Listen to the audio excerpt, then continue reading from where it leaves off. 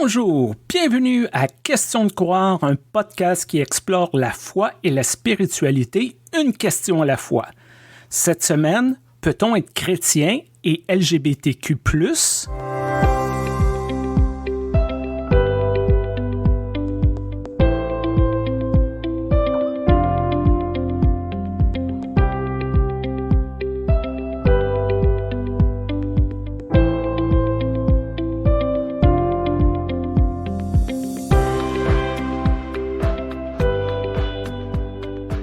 Bonjour chères auditrices et chers auditeurs, bonjour Stéphane.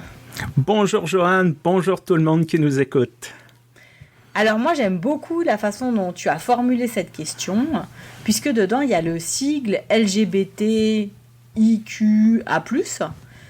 et ça me rappelle une petite anecdote dans l'une des paroisses dans lesquelles j'ai eu la chance de servir. Le bonheur, la bénédiction, c'est qu'on avait un petit apéro pour se retrouver un peu, les différentes personnes au service, les gens du conseil. Et il y a un conseiller qui est venu me voir. Il était sympa, quoi, un type cool. Et il m'a dit, alors, comment ça avance, là, ton projet, là, avec les personnes, B, G, T, machin, quoi, j'ai les trucs homosexuels, quoi. Alors, je lui ai dit, les personnes LGBT, parce que je disais juste LGBT, vous voyez, il y a des gens, faut pas trop non plus se compliquer la vie. Il me dit, oh là là, LGBT, mais qu'est-ce que c'est compliqué, non mais vous avez pas trouvé plus simple? Alors je lui ai posé une petite question toute simple, moi aussi, comme il aimait la simplicité, je lui ai dit, est-ce que tu arrives à dire SNCF? Il me dit, bah ouais, tout le monde arrive à dire SNCF, donc c'est Société Nationale des Chemins de Fer, c'est les trains quoi. Je lui ai dit, mais alors, si tu arrives à dire SNCF, pourquoi est-ce que tu n'arrives pas à dire LGBT? Il était un peu épaté. Il ne savait pas trop quoi me répondre. Et je trouve que cette anecdote, elle résume bien, en fait, ce qui se passe en Église à propos des questions LGBTIQA+. C'est qu'on fait vraiment une montagne de pas grand-chose. J'aime bien ton anecdote parce qu'elle illustre très bien la différence qu'il y a entre différentes églises. L'Église unie du Canada, à laquelle j'appartiens, elle est loin d'être parfaite. Il y a des gens homophobes, il y a des gens transphobes dans nos paroisses. Cependant, cette question a été abordée il y a plusieurs années. Depuis 1988, l'orientation sexuelle n'est pas considérée comme un frein pour devenir membre de l'Église ou même pasteur. Et en 2012, il y a eu une déclaration affirmant que la décision de 1988 s'appliquait également aux personnes trans. Et présentement, nous sommes dans un processus de revision de notre Constitution et de nos documents pour éliminer les termes « homme » et « femme » pour les remplacer par « personne » afin d'inclure les gens non-binaires, afin d'être pleinement inclusifs. Moi, j'ai l'impression effectivement que c'est un petit peu un autre univers. C'est pas tout à fait l'univers dans lequel je suis, qui est un univers européen, d'Europe centrale. En plus, l'église dans laquelle j'ai grandi est une église qui est héritière de beaucoup de traditions, de beaucoup de systèmes. Pour nous, c'est très récent, en fait, d'avoir réussi à considérer les personnes LGBTQIA+, comme nos égales. Et ce n'est que depuis 2019 que dans l'Union des Églises protestantes d'Alsace et de Moselle, les bénédictions de couples de même genre sont autorisées, sont permises à deux conditions. Il faut que le pasteur soit d'accord, donc déjà qu'il reçoive la demande. S'il n'est pas d'accord, s'il n'y arrive pas pour des raisons personnelles, de lecture, certaines lectures de la Bible, il doit réorienter vers un collègue. Et puis ensuite, il faut que le conseil soit d'accord que ça ait lieu dans l'église. Et là, ça rejoint un peu notre épisode de la semaine passée, de savoir est-ce que c'est l'église qui fait le croyant, etc. Voilà, on revient un petit peu sur ce dont on a parlé. Là où je sers présentement à Zurich, c'est tout à fait différent. C'est une culture très libérale. Et donc, je suis dans une église francophone qui fait partie d'une église cantonale où ils ont déjà décidé depuis très longtemps que c'était plus un problème. Mais tu vois Stéphane, c'est pas parce que tu décides que c'est plus un problème que les gens cessent d'être LGBTI-phobes. Simplement, ils cessent d'en parler, puisqu'il n'y a plus vraiment de sujet de conversation autour de ça. Donc moi, ça m'interroge un peu, puisque je me dis que quand on arrête d'en parler, c'est pas que les discriminations s'arrêtent.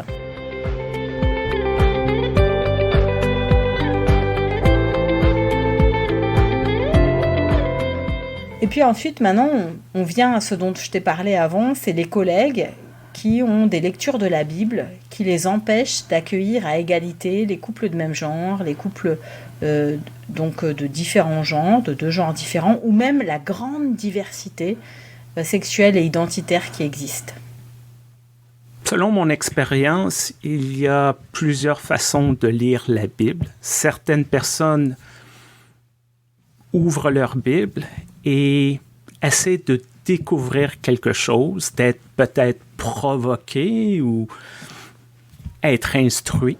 Et il y a d'autres personnes qui tentent d'utiliser la Bible pour défendre leur agenda, leur point de vue. Et je crois qu'il y a beaucoup de gens homophobes qui utilisent certains passages bibliques hors contexte afin de justifier leur point de vue.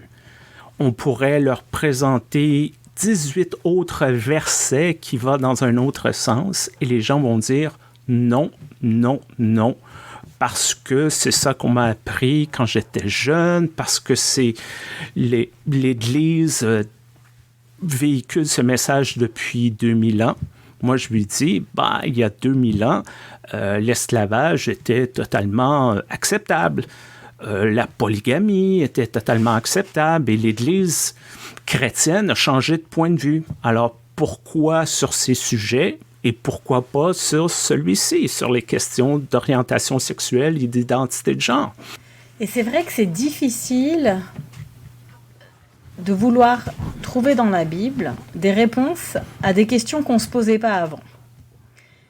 Alors, c'est pas parce qu'on ne se posait pas la question de l'homosexualité qu'elle n'existait pas, ou de la transidentité que ça n'était pas une réalité. Simplement, pour ce qui est de la partie, disons, législation de la Bible, on n'abordait pas du tout les droits des individus. Avant, la Bible, on s'en servait pour plusieurs raisons, et l'une d'entre elles, c'était évidemment la loi. De séparer les choses afin qu'il y ait un minimum de justice, de vivre ensemble. Et quand on sait que les nomades partageaient les tentes en fonction des genres, que les femmes avaient leur tente, les hommes avaient leur tente, et parfois les couples pouvaient avoir une tente, mais c'était pas régulier, on peut comprendre que les relations de même genre avaient du mal à avoir une place dans cette situation de nomadisme et de binarité très très forte.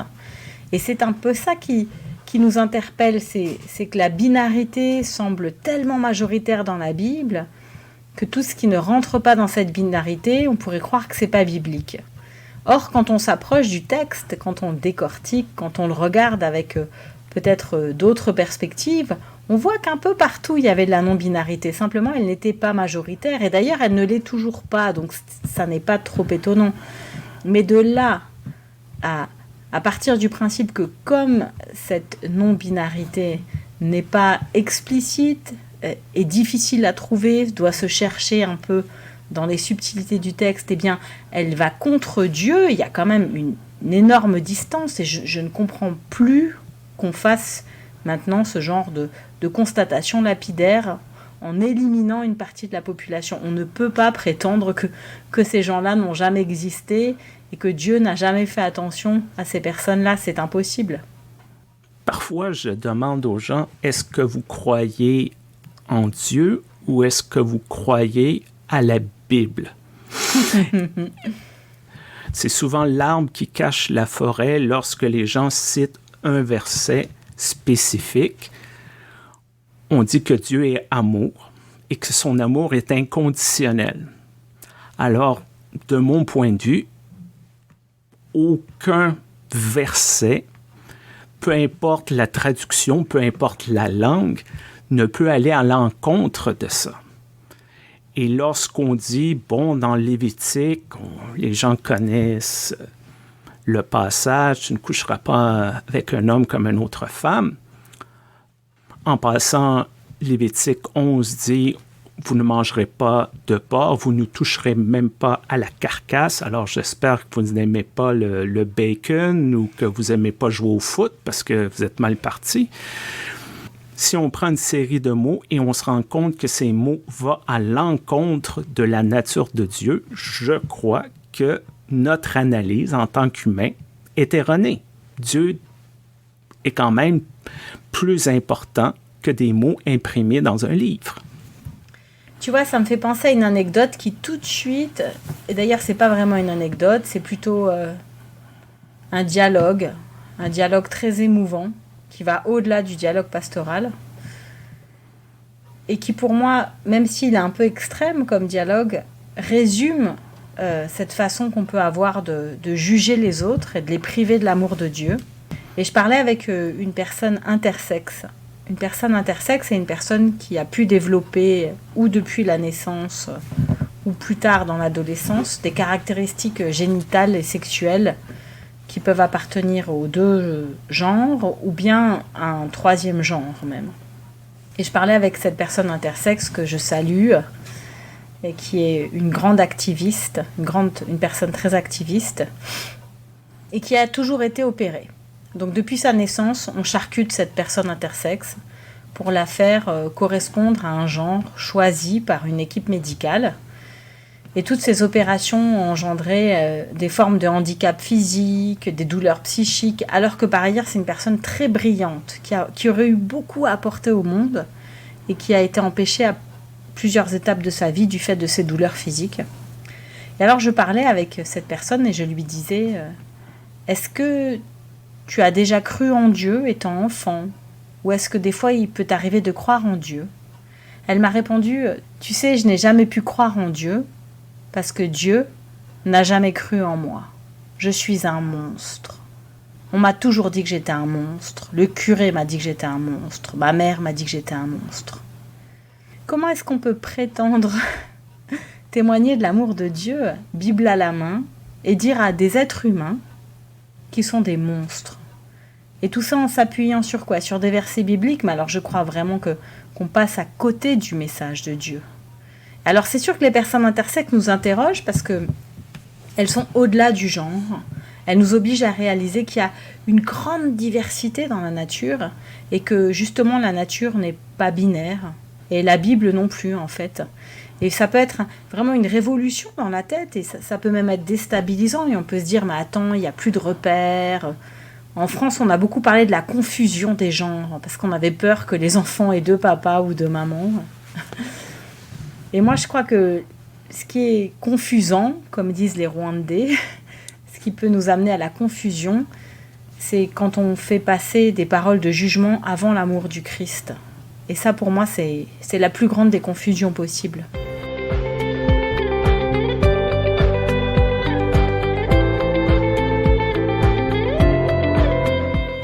En étant en Amérique du Nord, j'ai eu le privilège de discuter avec des frères et des sœurs autochtones et de se faire expliquer le concept de two spirit, de deux esprits.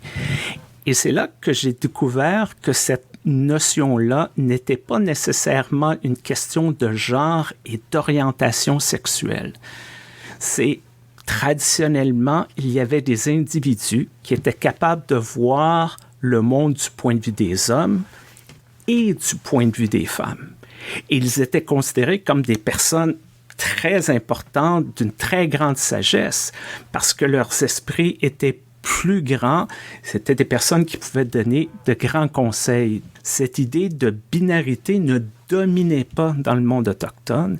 Il y a même certaines nations autochtones où ce qu'on pourrait dire qu'il y avait 6 genres. Il y avait les hommes qui se comportaient comme les hommes, qui s'habillaient comme les hommes, les femmes qui se comportent comme les femmes, qui s'habillent comme les femmes. Il y a les hommes qui s'habillent et se comportent comme les hommes, qui aiment les hommes, les femmes qui s'habillent comme les hommes, ils se comportent Et il y avait des mots différents pour toutes ces personnes-là, selon son comportement, sa préférence, son identité. Donc, on n'essayait pas de dire, bah, toi, à cause de ta génitalité, tu es dans une case. Toi, à cause de ta génitalité, tu es dans une autre case. C'est nous qui imposons ça à nous-mêmes, comme tu as dit, au lieu de s'ouvrir à cette diversité, d'accepter cette diversité, de croire que Dieu a créé un monde divers. Et si Dieu a créé ce monde divers, Dieu devait savoir ce qu'il faisait ou ce qu'elle faisait. C'est à nous d'accepter. C'est pas de dire « Ah, Dieu s'est trompé en créant une personne qui est pas cis. » Non, c'est à nous d'ouvrir notre esprit et de dire bah, ça fait partie du plan de Dieu, bah, c'est à nous de comprendre, c'est à nous d'accepter, c'est peut-être nous le problème. J'adore ton idée de plan de Dieu parce que ça me ramène à la notion d'être une merveille. Et je me rappelle à la fin d'un culte inclusif qu'on avait préparé avec une équipe de personnes, bien sûr, LGBTQA+. Il y a une dame qui m'est tombée dans les bras et qui m'a dit « C'est la première fois de ma vie que j'entends que moi qui suis lesbienne, non-binaire, avec une forme de handicap, je suis une merveille aux yeux de Dieu. Je croyais qu'en fait c'était les hétéros en couple qui font des enfants, qui sont des merveilles aux yeux de Dieu et puis moi je suis un peu moins, je suis moins. Comment est-ce qu'on peut créer des catégories comme ça ? En fait, Dieu ne nous juge pas en fonction de qui on est amoureux. Dieu va éventuellement nous appeler à plus de justice, à plus de vérité, à plus d'authenticité. Dieu va appeler évidemment le meurtrier à la repentance et peut-être un examen qui va durer longtemps, peut-être toute sa vie. Dieu va évidemment appeler la menteuse à revoir sa façon de faire, à réfléchir à ses traumas d'enfance, à trouver d'où vient ce besoin de mentir, ou peut-être c'est une autre pathologie. Moi, je ne suis pas du tout psychiatre. Évidemment que Dieu va interpeller chacune à l'aune de ces défauts qui provoquent de la souffrance chez les autres. Mais les personnes LGBTIQA+, elles ne nous provoquent pas de souffrance dans notre vie, elles ne nous font pas du mal, elles sont pas meurtrières, elles font rien de mal en fait, elles sont juste elles-mêmes, tout comme moi je suis hétéro-cis. Ce sont des choses qui ne se choisissent pas, avec lesquelles on chemine. Quand on a beaucoup de privilèges, comme moi, comme je suis une femme hétéro-cis mariée, je suis blanche, je vis en Europe, j'ai une somme de privilèges immense. Donc il y a plein de choses auxquelles j'ai pas besoin de réfléchir 3 ou 4 fois. Je peux lire la Bible comme si elle m'était adressée personnellement. Et c'est à nous de faciliter en fait l'accès à la Bible, à l'Église, à la communauté, à toutes ces personnes pour qui l'accès n'est pas direct parce que les textes n'ont pas été écrits en pensant à elles en premier. Et c'est à nous en fait de faire cet effort-là de traduction, ce pont, et encourager aussi nos communautés à être inclusives. Je crois que c'est là l'enjeu du 21e siècle, en tout cas en Europe. Visiblement, dans ton église, ça va un peu mieux et ça me fait plaisir. Mais je crois qu'il y a tellement de bonnes histoires bibliques qui peuvent résonner pour des personnes LGBTQ2+, comme on dit au Canada. Par exemple, pour toute la question de la transidentité, plusieurs personnes ont trouvé dans le récit de la résurrection de Jésus quelque chose de très puissant. Parce que la résurrection de Jésus, ce n'est pas la ressuscitation. Il y a quelque chose qui implique une transformation. Jésus de Nazareth est mort et le Christ ressuscité était un peu différent. On trouve dans les récits du Nouveau Testament, au début, les disciples, même les plus proches, le voient, le reconnaissent plus ou moins, ils commencent à parler « Ah, c'est le maître ». Donc, chez les personnes trans, de dire « Peut-être mon identité va demeurer la même, peut-être mon apparence va changer, mais il y aura à travers cette transformation-là une nouvelle vie, une renaissance. L'histoire est là, on n'a pas à l'inventer. Parfois, c'est juste la façon qu'on regarde les choses, la façon qu'on explique, de voir les choses d'un point de vue différent. C'est un très grand cadeau que des gens de plein de communautés différentes nous offrent, que ce soit des gens qui viennent d'un autre continent, d'une autre classe sociale, ou, dans ce cas-ci, des gens qui n'ont pas la même orientation ou le même genre que moi. Moi aussi, quand tu parlais de privilège, moi, je suis un homme dans la cinquantaine, blanc, hétéro-cis. Je transpire le privilège et, en passant, le privilège, on ne le choisit pas. On reçoit ça à la naissance, c'est la loterie de la vie. J'ai rien gagné. C'est vrai. La question, c'est de savoir comment je vais l'utiliser, mon privilège, pour me défendre ou dire « Hey, il y a des gens qui sont de très bonnes personnes, qui sont opprimées. Faut que ça cesse. » Alors moi, il y a une autre histoire que je trouve inspirante et ce sont des amies, des sœurs chrétiennes lesbiennes qui m'ont rendue sensible à cette histoire. C'est celle de Ruth et Noémie. Et c'est hyper intéressant cette histoire de Ruth et Noémie parce que Noémie... elle perd son mari, elle perd ses fils, elle a ses 2 belles-filles.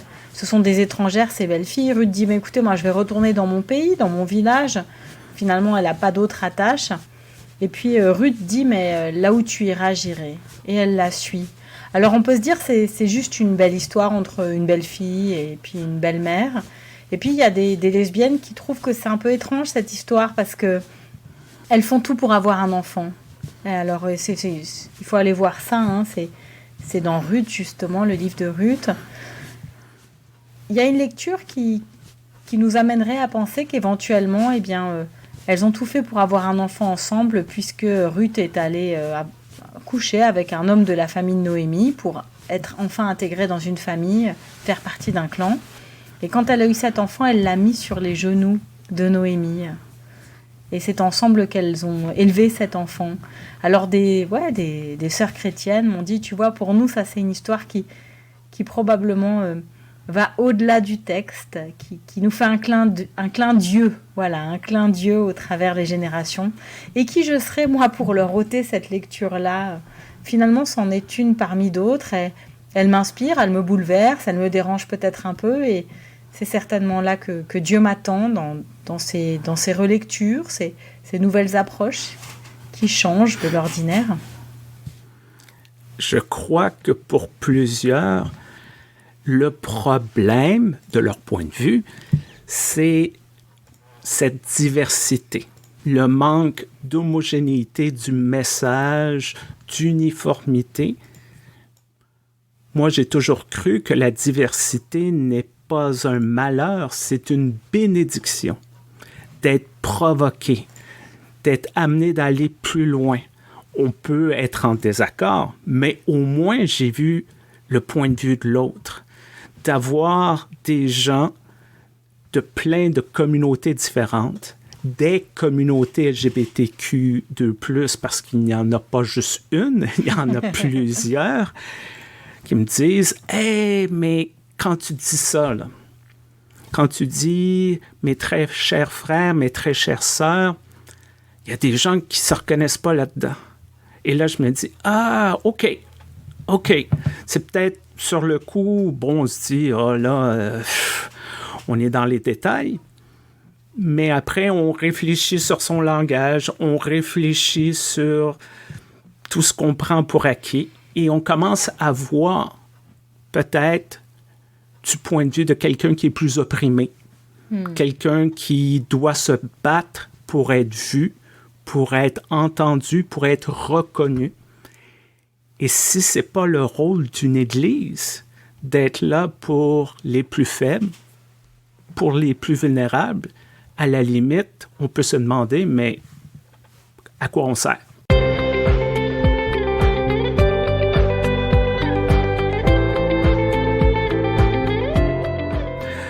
Alors, j'espère que vous avez apprécié cet épisode. Aux gens qui nous écoutent, On aimerait réaffirmer qu'il y a de l'espoir, qu'il y a des gens d'Église qui sont ouverts à la diversité.